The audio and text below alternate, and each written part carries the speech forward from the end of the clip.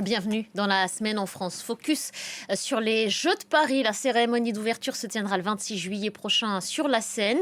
À 3 semaines du coup d'envoi, sommes-nous vraiment prêts? On va y revenir dans ce magazine avec notre invité Yon Elizalde. Il est journaliste à l'opinion, spécialiste de ces Jeux. Mais d'abord, un mot d'actualité cruciale du moment. Dernière ligne droite ici en France avant le second tour des législatives ce dimanche. L'heure du choix pour plus de 48 millions d'électeurs inscrits. L'objectif étant de désigner les 577 députés de la nation. Nous sommes soumis aux règles du silence électoral, ce qui nous empêche d'évoquer ce scrutin. Cette réserve prendra fin dimanche soir.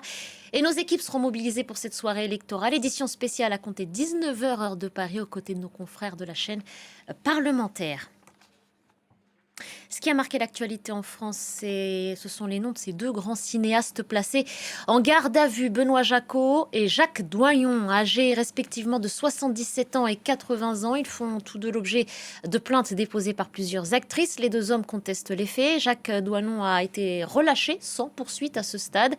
Benoît Jacquot a été mis en examen mercredi pour viol sur les actrices Julia Roy en 2013 et Isilde Lebesco. C'était entre 1998 et 2000. Il a été placé sous contrôle judiciaire. Chapitre justice toujours, et cette sentence prononcée cette semaine dans l'affaire Naomi Musenka, du nom de cette jeune femme de 22 ans morte en décembre 2017. Prise de violents maux de ventre, elle contacte le SAMU, sa voix au bout du fil est très faible. L'opératrice prend à la légère cet appel au secours. Accusée de non-assistance à personne en danger, elle a été condamnée à 12 mois de prison avec sursis. Les proches de la victime, serrés les uns contre les autres, unis sur le banc des parties civiles. Devant eux, cachés derrière un masque et un foulard, l'opératrice du SAMU, elle va comparaître devant le tribunal correctionnel pour non-assistance à personne en danger. Le 29 décembre 2017, Naomi Musenga, prise de violents maux de ventre, appelle le SAMU. Il est 11h28. D'une voix faible, à bout de force, la jeune femme de 22 ans demande de l'aide. Au téléphone, l'opératrice du SAMU lui répond. Le ton est glaçant. Allô? Aidez-moi, madame. Oui, qu'est-ce qui se passe? Aidez-moi. Qu'est-ce qui se passe? Aidez-moi. Bon, si vous me dites pas ce qui se passe, je raccroche, hein? Madame, j'ai très mal. Oui, bah vous appelez un médecin, hein? D'accord. Voilà, vous appelez SOS médecin. Je peux pas. Vous pouvez pas? Ah non, Je vous pouvez vais appeler les mourir. pompiers, mais vous pouvez pas. Oui, vous allez mourir, certainement un jour, comme tout le monde. 14h, SOS médecin appelé par un proche arrive au domicile de Naomi Musenga, mais il est trop tard. Transportée à l'hôpital en arrêt cardiaque, elle décède à 17h30, 6 heures après son appel au SAMU. Aujourd'hui, presque 7 ans après les faits, la famille veut comprendre. On s'attend à ce que vraiment justice soit faite. Comprendre en fait qu'est-ce qui s'est passé dans la tête de cette personne-là. L'absence d'empathie de l'opératrice, aujourd'hui âgée de 60 ans, avait profondément choqué. Elle a toujours nié avoir fait preuve de négligence et de mépris. Ce matin à l'audience, elle a présenté ses excuses à la famille. Dans cette affaire, l'opératrice encourt 5 ans de prison et 75 000 € d'amende. Le jour J approche à grands pas, 20 jours du coup d'envoi des Jeux de Paris. Le village olympique est fin prêt. Le site doit accueillir quelques 10 000 athlètes venus du monde entier. Visite guidée tout de suite avec nos confrères de France Télévisions. Après 5 années d'une course contre la montre acharnée, le village olympique est prêt à ouvrir ses portes, pile à l'heure. Dans 2 semaines, les premiers athlètes prendront leur quartier. En attendant, ceux qui le découvrent aujourd'hui sont les médias. We are from Brazil. We're from Australian television. Japan. Chine, Phoenix TV. Une visite des chambres avec les fameux lits en carton, mais aussi les équipements sportifs, la salle de fitness et ses 1800 équipements. Et à côté, les terrains d'entraînement. Le parquet de basket posé à l'intérieur d'un studio de la Cité du cinéma.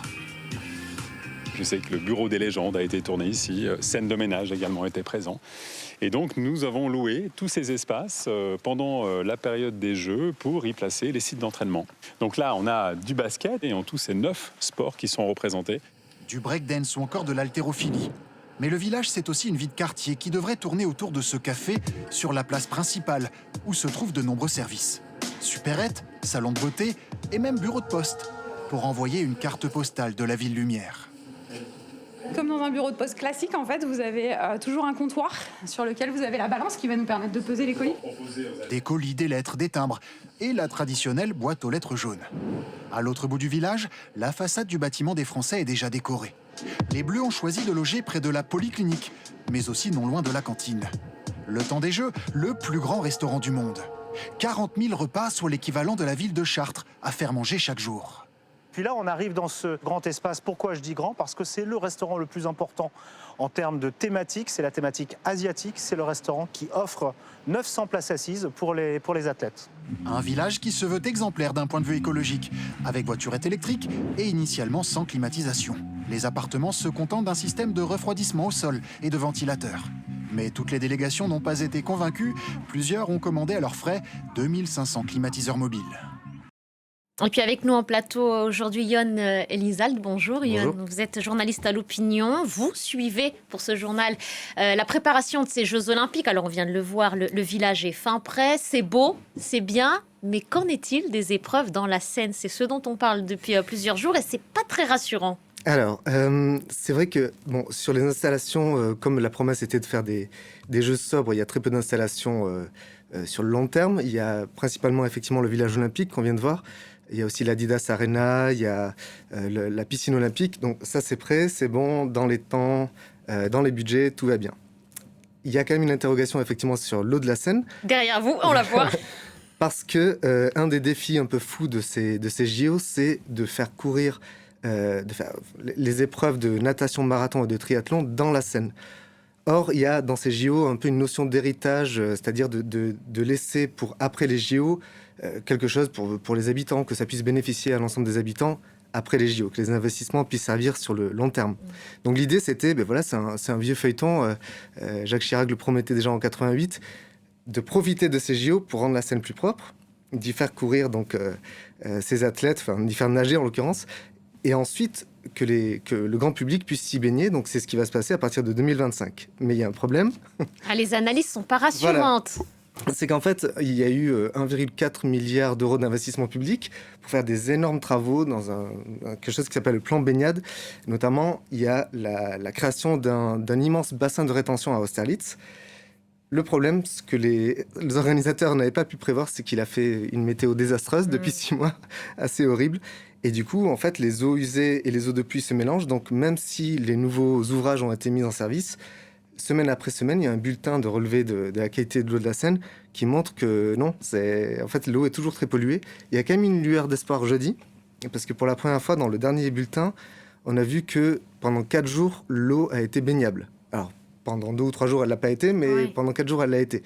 Donc, ça rassure un peu, mais on voit quand même encore une concentration des bactéries intestinale très, très forte. Oui, voilà. Oui, ça inquiète un peu les athlètes. Et ce qui peut éventuellement un peu inquiéter aussi, c'est que Tony Estanguet, le président du comité organisateur, a toujours dit qu'il n'y avait pas de plan B, à part... On ne déplacera pas les épreuves. Alors, justement, c'est la seule petite souplesse qu'il peut y avoir, c'est ce qu'on appelle des jours de contingence, c'est-à-dire on peut les déplacer de 1 ou 2 jours, pas plus.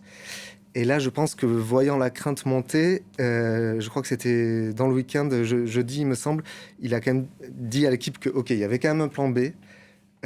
Pour la natation marathon, ce serait de la faire se disputer dans le lac de Vers-sur-Marne. Et pour le triathlon, ce serait tout simplement de le transformer en duathlon, c'est-à-dire d'enlever la natation et de garder que le vélo et la course. Voilà. Ah ouais, donc c'est pas Normalement, du tout la même ça se épreuve. passera bien. D'accord. On espère que le débit de la Seine va baisser, qu'il va commencer enfin à faire beau. Croisons les doigts. Qu'en est-il de la sécurité? Parce que c'est un événement planétaire, 10 000 athlètes, 15 millions de visiteurs. Est-ce qu'on est au point là-dessus? Clairement, vu le contexte international ultra tendu, le sujet est très pris au sérieux par les organisateurs. Ils ont mis le paquet même au niveau investissement. Je ne veux pas saouler avec des chiffres, mais par exemple par rapport aux Jeux de Londres, c'est beaucoup plus qui a été investi. Il y a des enquêtes administratives sur tout le monde. Enfin, tous ceux qui peuvent rentrer dans les périmètres de sécurité sont contrôlés en amont. Donc, il y a des centaines de milliers d'enquêtes actuellement, mais le risque zéro n'existe pas. Oui. Il y a aussi une crainte qui monte chez les experts de la sécurité, c'est que, j'ai bien compris qu'on ne pouvait pas parler d'élections, mais il y a quand même des élections demain, et en fonction du résultat, on craint que peut-être il y ait des manifestations de protestation qui se mettent en place dans les jours à venir, et qui perdurent jusqu'aux JO, y compris pendant les JO. Et là, c'est un imprévu qui peut avoir des conséquences sur la sécurité. Ouais, sur la sécurité de l'événement. Un mot peut-être aussi au sujet de l'engouement des Français. On a longtemps dit qu'ils ne semblaient pas très emballés par ces Jeux Olympiques. Plus la date approche et plus l'heure est à la fête, ou pas encore? Alors, c'est vrai que... Bon, il y a deux choses. C'est vrai que quand on habite en région parisienne, on a du mal à sentir un engouement. On sent plutôt une crainte, une exaspération, parce que... Comme il y a les travaux jeux, aussi voilà, qui ont pesé. Comme ce sont des installations majoritairement temporaires, donc Trocadéro, Champ de Mars, Invalides, etc., les travaux ont lieu en ce moment, sont en cours. Donc ça a des conséquences sur la circulation des voitures, les transports, les métros qui sont fermés, etc. Donc il y a plutôt quelque chose de négatif. Mais on peut observer aussi un autre phénomène dont on ne parle plus du tout, c'est que en ce moment même, depuis l'arrivée de la flamme, le 8 mai à Marseille, il y a le relais de la flamme qui traverse la métropole et les Outre-mer sans aucun problème. Il y a un engouement, il y a eu 4 millions de spectateurs déjà autour de cette flamme. Elle va arriver le 14 juillet à Paris, et elle sera le 14 et 15 juillet. Donc, il y a aussi une forme d'engouement. Un peu galvanisé. Voilà, mais on doit bien en avouer, je pense qu'on le ressent tous, que la dissolution surprise est venue un peu gâcher la fête. Anne Hidalgo était assez fâchée là-dessus, parce qu'effectivement, il y a d'autres préoccupations qui, du coup, viennent. La fête, est-ce qu'on peut imaginer que la soirée d'hier soir, en tout cas, était la rencontre des Bleus face au Portugal, vainqueur de cette rencontre assez laborieuse tout de même. Alors, l'équipe de France a été s'est qualifiée pour la finale de l'Euro. Ils iront défier mardi soir l'Espagne. Ça, en une seconde. Vous êtes fiers de ce parcours ou pas? Oui, mais qu'est-ce que c'est pénible. C'est vraiment assez difficile à voir. Et bon, oui, ça passe, ça gagne, mais à quel prix? Le jeu n'est vraiment pas flamboyant. Merci beaucoup, Yon. Merci D'avoir pris le temps de répondre à nos questions. Merci à vous. C'est la fin de ce magazine.